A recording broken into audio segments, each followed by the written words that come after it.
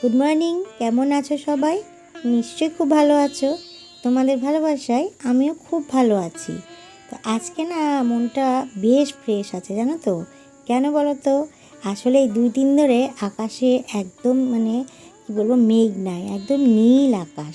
আর এই নীল আকাশটা দেখতে সত্যি খুব ভালো লাগে। বিশেষ করে কেন বলো তো, এই শরৎকালে আকাশটা দেখলেই মনে হয় সামনে পুজো আসছে। এইটা দেখেই ভীষণ আনন্দ হয়। আর যা কদিন ধরে বৃষ্টি হলো, তো সব থেকে বেশি প্রবলেম কী হয় জানো তো? এই জামা কাপড় দিয়ে সে একটা ভ্যাপসানি গন্ধ বেরোয়। এটা হচ্ছে সব থেকে বড় কথা। আর তারপরে তো ঘরের চারিদিকে কী বলো তো, ওই স্যাঁত করে চারিদিকে সেই কেন্ন ঘুরে বেড়ায়। এই জন্য আরও নিজেদেরকেও ভালো লাগে না। সেই জন্য এই কয়েকদিন থেকে এই রোদটা দেখে না মনটাও খুব চনমনে হয়ে গেছে। তো আজকে একদম সকাল সকাল উঠে গেছি। আমার সকাল যখন হয় তখন তোমার ওই 7:15-20, ওটা হচ্ছে আমার সকাল।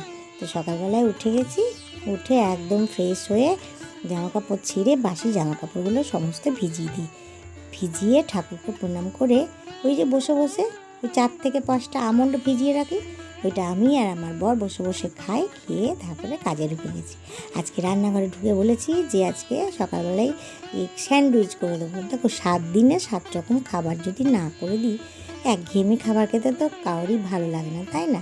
তো আজকে ভাবলাম যে তাহলে পাউরুটি যখন আছে তখন স্যান্ডউইচ বানিয়ে দিই। তাই একটুখানি আলু সেদ্ধ করে নিয়ে ওটা একটুখানি তেল দিয়ে, কাঁচা লঙ্কা দিয়ে একটুখানি ওই ফ্রাইং প্যানের মধ্যে অল্প তেল দিয়ে ওটাকে একটু নাড়াচাড়া করে নিলাম। সকালবেলায় খাবো তো, সেই জন্য বেশি তেল দিলাম না। তো ওটা দিয়ে তারপরে একটু সস বুলি দিলাম আর ডিমটাকে গ্রেট করে দিলাম।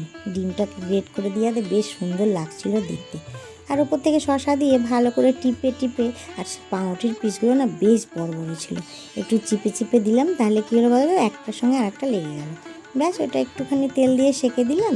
আমার বর এলো, প্রথমেই ওকে দিয়ে দিলাম খেতে। ও খেয়ে নিল, তারপরে বাকি কাজে লেগে গেলাম। তো আমার ছেলে যেহেতু একটু পরে ওঠে, তাই ওকে একটু পরে দেবো, আর ওকে যখন দেবো তখন আমিও খেয়ে নেবো। তো তারপরে দেখছি আজকে বাজার থেকে আবার লোটে মাছ এনেছে, জানো তো? ওই লোটে মাছটা এমনিতেই আমার ভালো লাগে না। আর আমার ছেলে কবে থেকে বলে, মা লোটে মাছের ঝুড়ো করো। তাই লোটে মাছের ঝুড়ো ঠিক আমিও দেখো প্রথম করছি, তো কেমন হবে জানি না। তো যাই হোক, ওই লোটে মাছ এনেছে আর ওই আজকে ডিম কষা হবে, ব্যাস এটাই হবে। তো ওই লোটে মাছটাকে ভালো করে ধুয়ে নিলাম, ধুয়ে একটু হলুদ আর নুন দিয়ে মাখিয়ে রেখেছি। আর এদিকে ডিমটাকে চাপিয়ে দিয়ে চলে এসেছি। আর আজকে না আমাদের ঘরে একটা লোক কাজ করতে এসেছে। ওই লোকটা না আমাদের ঘরে মাঝে মধ্যে আসে, ওই ঘাস ছুলে দেয়, তারপরে একটুখানি ছাদগুলো পরিষ্কার করে দেয়। তো অনেক দিন থেকে আসেনি। আর এই বর্ষাকাল হলো তো, এই বর্ষাকালে অনেক বড় বড় যাতায়াত, আমরা যেদিক দিয়ে দোকান যাই বাড়ি আসি, সেইখানে অনেক বড় বড় ঘাস হয়ে গেছিলো। তারপরে আমাদের রান্নাঘরের পিছন দিকটায় অনেক বড় বড় গাছ হয়ে গেছিলো, জানো তো? একদম ঝোপ হয়ে গেছিলো। তো ওই ঝোপ জঙ্গলগুলো কাটতে এসছে। তো ওই লোকটাকে ছাদে গিয়ে আবার সমস্ত বললাম ভালো করে পরিষ্কার করে দিও। ও দেখিয়ে আমি আবার নিচে চলে এলাম, রান্নাঘরে ঢুকে গেলাম। তো যাই হোক, ছেলে যখন উঠে গেল ছেলেকেও দিয়ে দিলাম, আমিও খাবারটা নিয়ে নিলাম। আর জানো তো, খেতে বসেও শান্তি হয়নি আমার আজকে। কি বলো তো, ওই খেতে বসেছি তখন একবার ঝাল লাগলো, জল নিতে ঢুকলাম। তারপরে আবার ছেলে ডাকলো, তখন একবার ঢুকলাম। তারপরে বললাম আর বসে খাবোই না, দাঁড়িয়ে খেয়ে 10বার করে রান্নাঘরে দেখছিলাম কী চাপিয়েছি। তারপর দেখলাম হ্যাঁ, ডিম চাপিয়েছি। আর ডিম আর দুধ, এই দুটো জিনিস জানো তো চাপিয়ে কোনো দিন বাইরে বসতে নাই। তুমি যদি বাইরে একটু অন্যমনস্ক হয়ে যাও না, দুধ জ্বলে যাবে আর ডিম বাস্ট হয়ে ফেটে যাবে। আর আমার কিন্তু এরকম ঘটনা অনেকবার হয়েছে, ডিমও ফেটে গেছে, 2-3বার বাস্ট হয়েছে। আর দুধ তো মনে করো হামেশাই আগে হতো, এখন অনেকটাই কমেছে। তো যাই হোক, সেই জন্যই বললাম আর কি। তো ওই ডিমটাকে ছাড়িয়ে নিলাম, ডিমটা ছাড়িয়ে এবারে ওই ডিম কষাটা করে নেবো। আর ওই ওপরে যে ঘাস কাটছিল ওই লোকটাকে চা দিয়ে দিলাম। আর ওই মাসিরও কাজ হয়ে গেছিলো, বাসন মেজে তারপর আমার মাসি চা খায়। তো ওই মাসিকে আর ওই লোকটাকে একসঙ্গে আর কি দিয়ে দিলাম চা। তারপরে রান্নাঘরে ঢুকে গেলাম।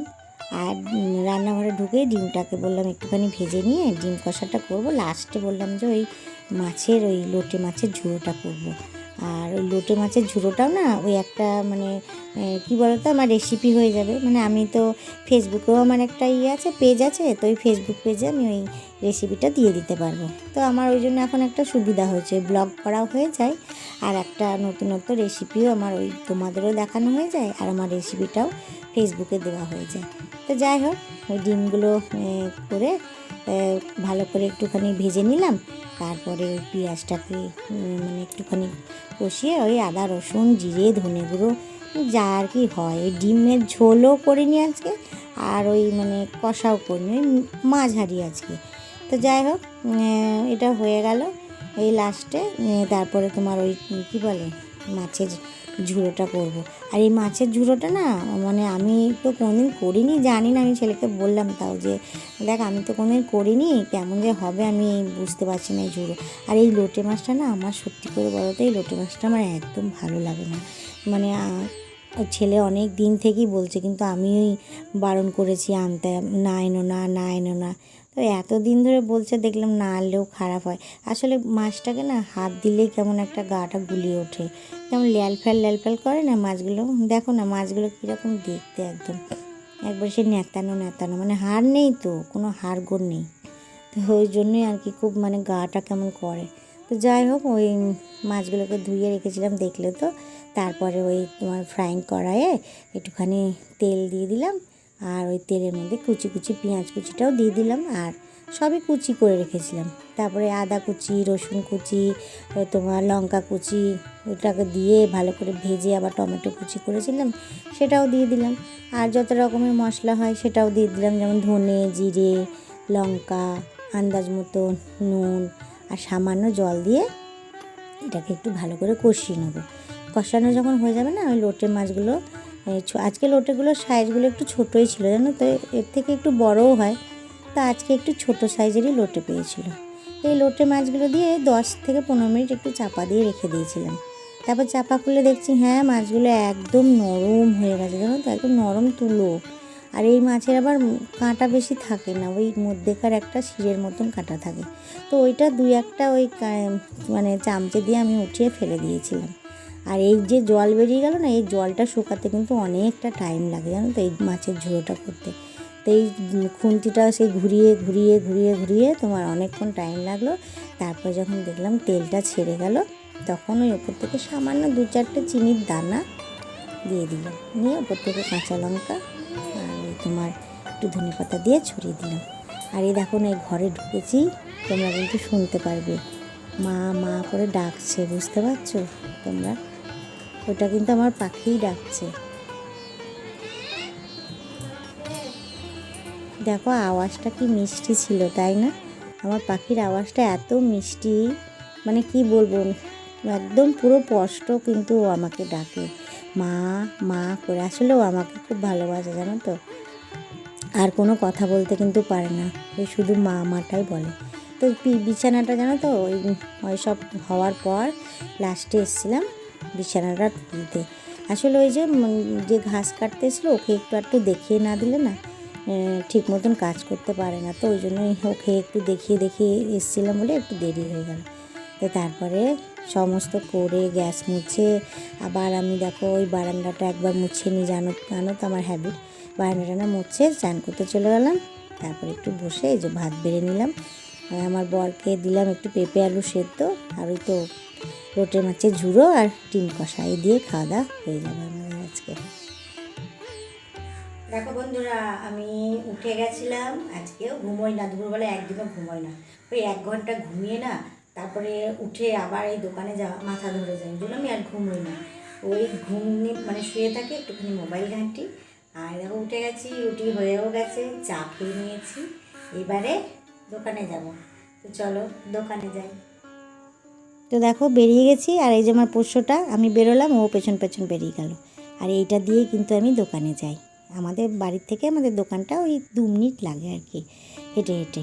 তো ওই গিয়ে দোকানে চলে যাব, তারপরে দোকান থেকে আবার রাত্রেবেলায় বাড়ি চলে আসবো। তো আজকে আর রাত্রে বাড়ি আসাটা তোমাদের সঙ্গে আর শেয়ার করলাম না, আজকে এত দূরই রাখলাম।